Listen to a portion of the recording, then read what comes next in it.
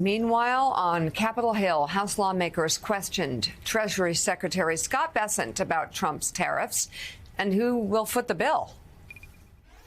No.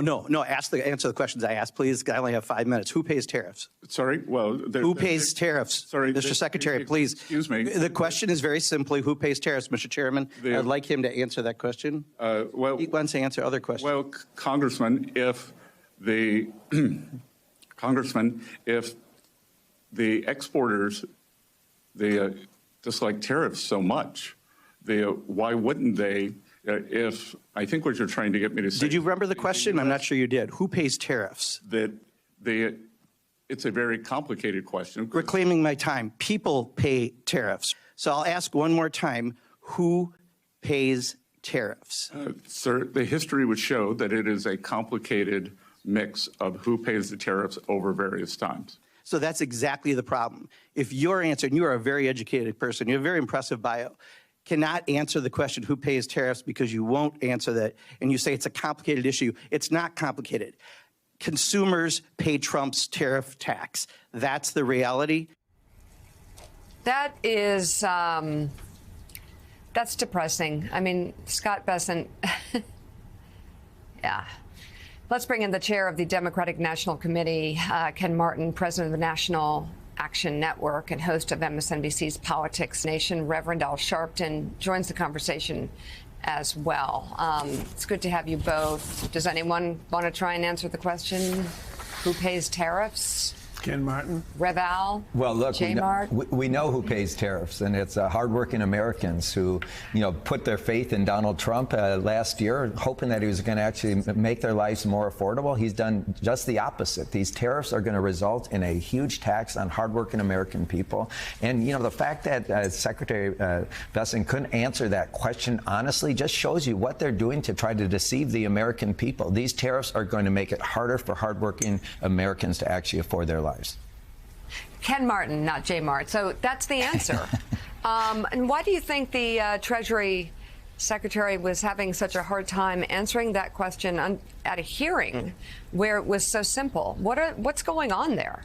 Well, do they not want the American people to know that it's going to cost them a lot of money? Well, I think it's as clear as day what's happening in this country, both with him trying to evade answering a very simple question, right? This is not complicated at all. You put a tax on goods, the people who buy those goods are going to pay more. It's very simple. But this has been happening over the last 100 days with Donald Trump and the Republicans trying to basically put a lid on the lives, on people knowing what's happening to lives around this country. Think about this. The one reason we did the town halls, we've done over 108 town halls now in 45 states, is because Speaker Johnson canceled the town halls because they don't want Americans to know what's actually happening out there right now. So this is just another pattern from this administration of trying to deceive the American people. It's no surprise why, because they made promises that they're now not delivering on. So, Chairman Martin, the talk about tariffs, which of course very well could be raising prices for many Americans, no matter where you live,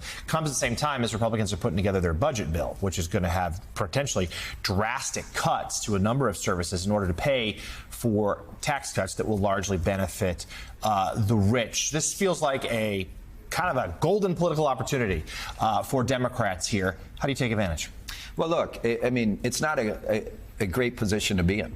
I mean, let's be honest about this. The impacts that this will have on hundreds of thousands and millions of Americans is going to be devastating. And I know firsthand, my mom had me when she was 15 years old. She raised 4 kids by the time she was 20. We struggled mightily with poverty, in and out of shelters. And if it wasn't for Medicaid, and if it wasn't for SNAP, I wouldn't have had health care or food when I was a child. And that is the real life consequence of what we're seeing right now with these cuts. It only takes 3 brave Republicans with the spine to stand up right now and do the right thing, which is to actually put forward a budget that's going to work for working people in this country instead of the billionaires. And that's all they seem to care about right now. So sure, yes, we'll take this fight on. We'll take this fight on every single day because we're going to stand up for hardworking Americans, unlike the Republican Party. So you just mentioned part of your personal story, your mother becoming pregnant at 15, having you at 15, raised in shelters, in and out, poverty, hanging over your head each and every day.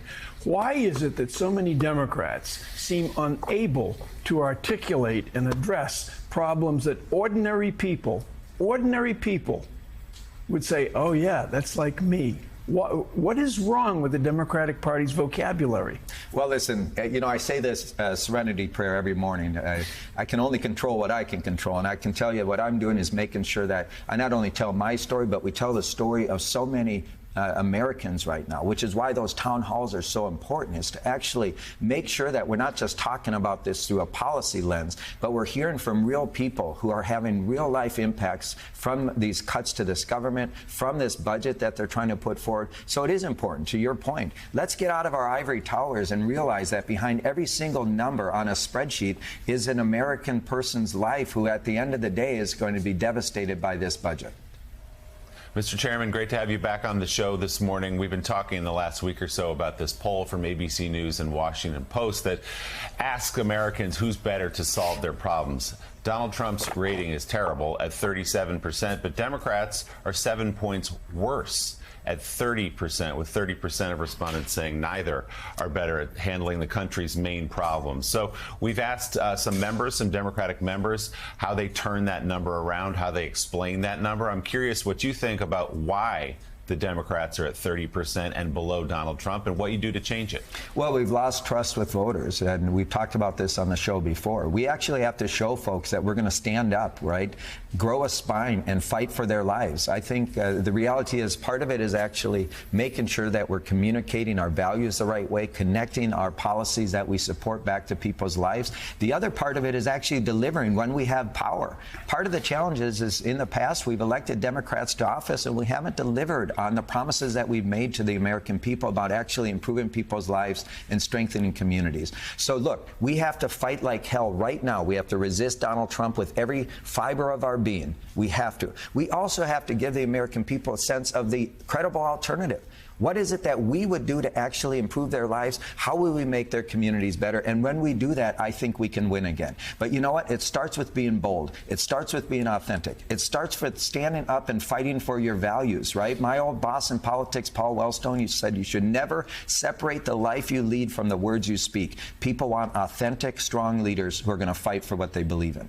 Mr. Chairman, first of all, it's refreshing to have a DNC chair says that he prays every morning. Yes. But aside from that, wouldn't you say that the Democratic Party in the last at least couple of cycles failed to show that what was being promised by Trump was inadvertently hurting the working class that he claimed to be speaking for, like we began this conversation with tariffs?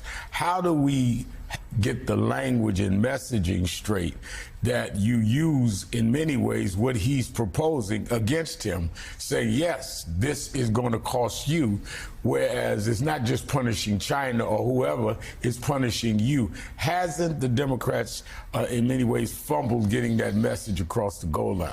Well, look, again, I mean, I think that's certainly been a challenge in recent years, but I think what we've seen right now is a unified voice. You see Democrats across the board, from our Democratic attorney generals fighting this fight in the courts, our mayors and governors creating safe spaces for communities that are being impacted by this, and our members of Congress, right? You saw this with Senator Booker's amazing speech on the floor. You've seen this with congressional members using the power of their voice and their platforms to move public sentiment on this issue. I'll tell you what, our party is unified. Our party is fighting back, and our party is doing their job right now to make sure that we cut through all this noise and we give Americans a sense that their better days are ahead of them, and especially with Democrats in control.